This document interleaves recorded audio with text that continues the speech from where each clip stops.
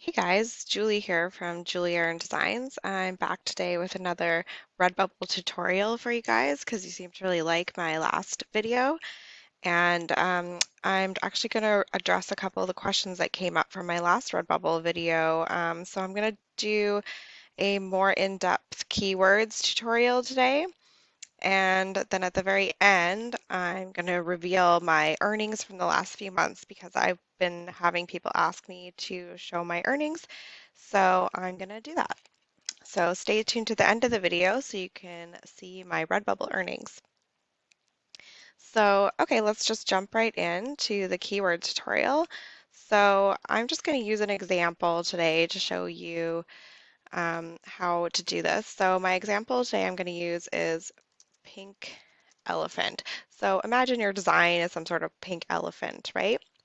So to do some keyword research, you're going to want to type it into the search bar on Redbubble and kind of see what comes up here. So you can see on the top here, there's already some other relevant keywords, key phrases actually. So you could incorporate some of these if they work with your design.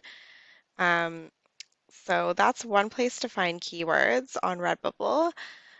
You can also obviously go into designs that are similar to yours. So if you have something that looks similar to like this one, for example, you could open that up and see what kind of keywords they're using. And, some of these might be also relevant to your designs. You could pick a couple from here. And another place I like to check is at the very bottom of the page under related searches. There's also some keywords here. So make sure you incorporate all three of those methods. Pick a few from each in order to maximize your keywords. So another tip I have for keywords is that if you have a design that's already doing pretty well on Redbubble, it's always a good idea to make more designs that are similar to that. And also, like say you have a design, or say this is your design here, you might want to make this in a bunch of different colors.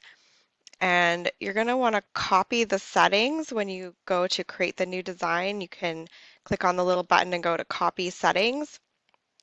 And it's going to like keep all of your keywords, the product tags. So you're going to want to keep most of those the same and just change, if it was blue, you change pink to blue and so on, but keep most of them the same because that's going to actually help your similar design show up here. So when the customer scrolls down, they're going to, they might see this design and then keep scrolling down, and these are this other person's same designs here, but there'll be like the blue one here or the purple one here, so that if they don't like this color, or sorry, maybe a pink one, they can, pick from one of the other colors. So if that makes sense, it'll, because the tags are so similar, it will make it show up like right underneath and give your customer just like more options to choose from. Okay, so that's pretty much it for my keywords tutorial today. So let's just jump into the last part of the video, which is to reveal my earnings. Um, so here you go. You can see my last couple of months, I've been making quite a bit of money on Redbubble. And, today is August 3rd, so these are my earnings to be paid, and I still have another 12 days to go before my earnings, or sorry, 11 days, I guess, before I'll get paid out again. So it's looking pretty good. And I've been using these keyword methods in the last couple of months, and I think it's really helped, as well as just the boom in e-commerce that's happening right now and a lot of mask sales. So make sure that you guys are turning on the masks because they're really huge sellers right now on Redbubble and other print-on-demand sites.